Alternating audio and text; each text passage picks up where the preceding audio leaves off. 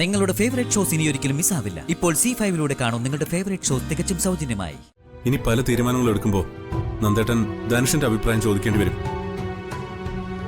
നന്ദേട്ടൻ ധനുഷിന്റെ മുമ്പിൽ പോയി നിൽക്കുമെന്ന് തനിക്ക് തോന്നുന്നുണ്ടോ? അങ്ങനെ വന്നാ നന്ദേട്ടൻ ആ ഓഫീസ് വിട്ട് ഇറങ്ങിപ്പോരും. സാർ ഇപ്പൊ എന്നോട് കാണിച്ച ഈ ദയയും വിശ്വാസതയും ഞാൻ ഒരിക്കലും മറക്കില്ല.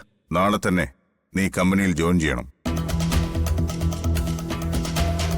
കമ്പനിയിൽ ധനുഷിന് വേണ്ട എല്ലാ സൗകര്യങ്ങളും നിങ്ങൾ ചെയ്തു കൊടുക്കണം. നിനക്ക് വേറെന്തെങ്കിലും പറയാനുണ്ടോ? ഇല്ല. എല്ലാ തീരുമാനങ്ങളും എടുത്തു കഴിഞ്ഞിട്ട് ഇങ്ങനെ അഭിപ്രായം ചോദിക്കുന്നതിൽ എന്തർത്ഥം ഇപ്പൊ ഉള്ളത്? ഇനി ഇതിനെക്കുറിച്ചൊരു ചർച്ചയില്ല. ഈ തീരുമാനം നമ്മുടെ കുടുംബത്തിന്റെ നന്മയ്ക്ക് വേണ്ടിയാണ്. എല്ലാവരും അത് ഓർത്താൽ നല്ലത്.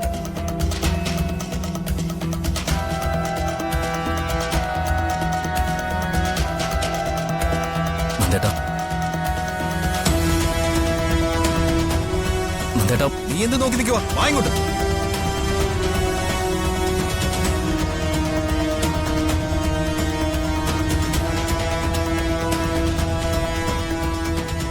ധനുഷ്, ഇനി ഒന്നും ആലോചിക്കാനില്ല.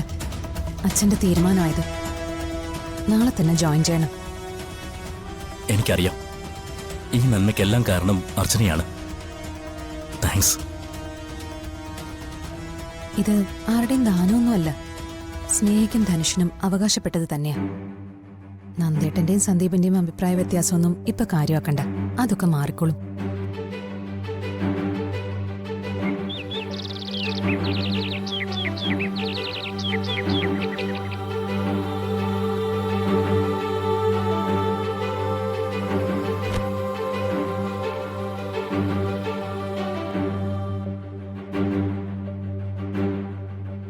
ആഹാ, താൻ ആള് കൊള്ളാലോ. അത് സച്ചിന് ഇപ്പോഴാണോ മനസ്സിലായേ? അല്ല, ചില കാര്യങ്ങളൊക്കെ ഇപ്പോഴല്ലേ വ്യക്തമായിട്ട് വരുന്നേ. രഹസ്യം സൂക്ഷിക്കാൻ താൻ ഇത്രയ്ക്ക് മിടിക്കുകയാണെന്ന് ഞാൻ വിചാരിച്ചില്ല. ശരിക്കും എന്നെ ഞെട്ടിച്ചോളഞ്ഞു. എന്ത് രഹസ്യം? ആ, ദേ മോളെ, വെളച്ചിലെടുക്കല്ലേ. ഇതിനപ്പുറം ചാടിക്കിടന്നവനായി ഞാൻ. സച്ചേട്ടാ, എനിക്ക് ദേഷ്യം വരും കേട്ടോ. സച്ചിന് അറിയാത്ത എന്ത് രഹസ്യം എനിക്ക്? ദേ പിന്നെയും വിളച്ചില്. എന്ത് വിളച്ചില്? എന്നെ ദേഷ്യം പിടിപ്പിച്ചാലുണ്ടല്ലോ. പറഞ്ഞേ, എന്താ വിളച്ചില്? എന്നോട് കളിക്കരുത് കേട്ടോ. സച്ചിട്ടാ, സച്ചിട്ടാ, ചേച്ചി, സച്ചിട്ടാ.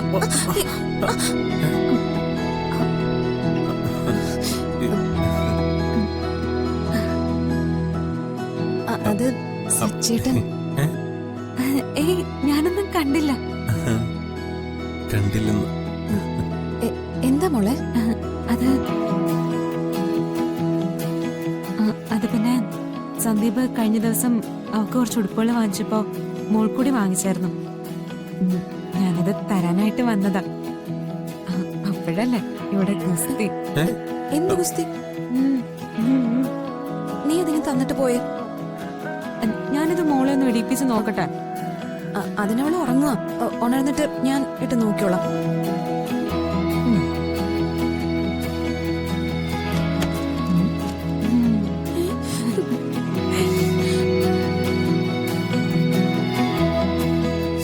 ഈ സച്ചിന്റെ ഒരു കാര്യം, കഥകം തുറന്നിട്ടിട്ട് ഞാനങ്ങനെ ഉരുക്കിപ്പോയി. അവളിത് ചെന്ന് അനഘയോടൊക്കെ പറയും. അവരൊക്കെ എന്നെ കളിയാക്കും. ഏയ്, ഞാനാരോടും പറയില്ല കേട്ടോ. ഇടി, പെണ്ണിന്റെ ഒരു കാര്യം.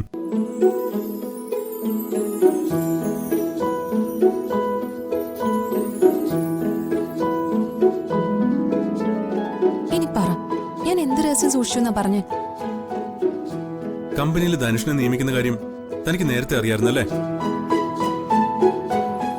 ആ, എനിക്കറിയാം അച്ഛൻ തന്നോട് പറയാതെ ഒരു തീരുമാനം എടുക്കില്ലെന്ന്. എന്നാലും തനിക്ക് എന്നോടൊന്ന് സൂചിപ്പിക്കായിരുന്നു. എന്റെ പൊന്ന് സച്ചേട്ടാ, അച്ഛൻ ഒരു 10 മിനിറ്റ് മുമ്പ് എന്നോട് ഈ കാര്യം പറഞ്ഞത്. ആ അപ്പോയിന്റ്മെന്റ് ലെറ്റർ എന്റെ കൈ തന്നിട്ട് അത് റൂമിൽ കൊണ്ടുപോയി വെക്കാൻ പറഞ്ഞപ്പോഴാ ഞാനും ഈ വിവരം അറിയുന്നത്.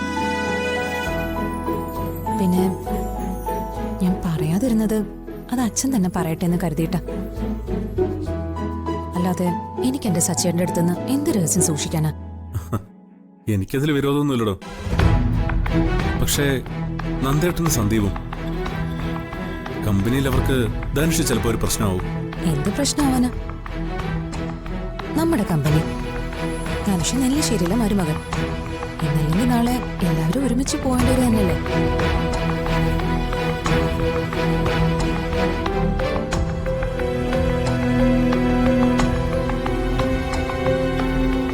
താൻ പറയുന്ന പോലെ അത്ര ഈസി അല്ല കാര്യങ്ങൾ. പർച്ചേസ് ഡിപ്പാർട്ട്മെന്റിലെ മുഴുവൻ കാര്യങ്ങളും ഇതുവരെ നോക്കിക്കൊണ്ടിരുന്നത് നന്ദേട്ടൻ മാത്രമാണ്.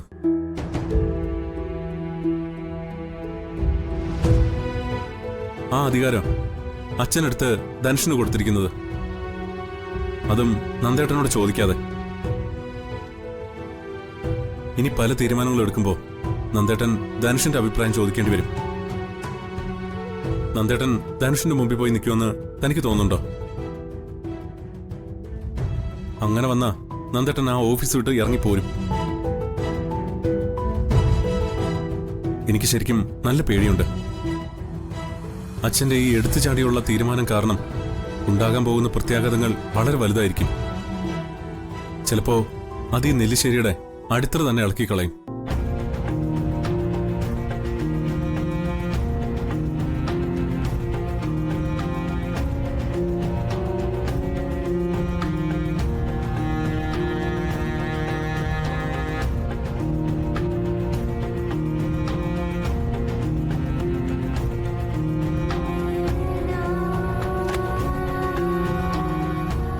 യഥാർത്ഥത്തിൽ അർച്ചന പറഞ്ഞിട്ടാ ഞാൻ ഇങ്ങനെ ഒരു തീരുമാനം എടുത്തത്.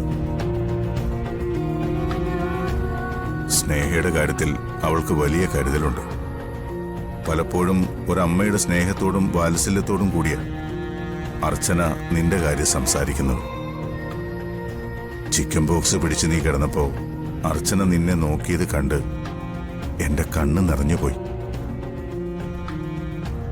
അർച്ചനേട്ടത്തി ആരാണെന്നും ആ മനസ്സിൽ എനിക്കുള്ള സ്ഥാനം എന്താണെന്നും ഞാൻ മനസ്സിലാക്കിയത് അപ്പോഴാ അച്ഛാ.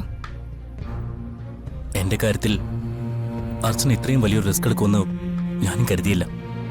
ധനുഷിപ്പോ പഴയതുപോലെയല്ല, വിശ്വസിക്കാൻ കൊള്ളാവുന്നവനാണെന്ന് എന്നോട് പറഞ്ഞത് അർച്ചനയാ. അർച്ചന ഒരു കാര്യം മനസ്സിലാക്കിയാൽ അതിൽ പിന്നെ തെറ്റ് പറ്റില്ല. ഇത്രയൊക്കെ ചെയ്തിട്ട് തിരിച്ചു വന്നപ്പോഴും അർച്ചനടുത്ത് ഞങ്ങളെങ്ങനെ ചേർത്ത് പിടിക്കുന്നില്ലേ? അതിനെത്ര നന്ദി പറഞ്ഞാലും മതിയാവില്ല. എനിക്കെന്റെ അമ്മയെ പോലെ അർച്ചനടുത്തി. അപ്പൊ എന്റെ ഊഹം തെറ്റിയില്ല.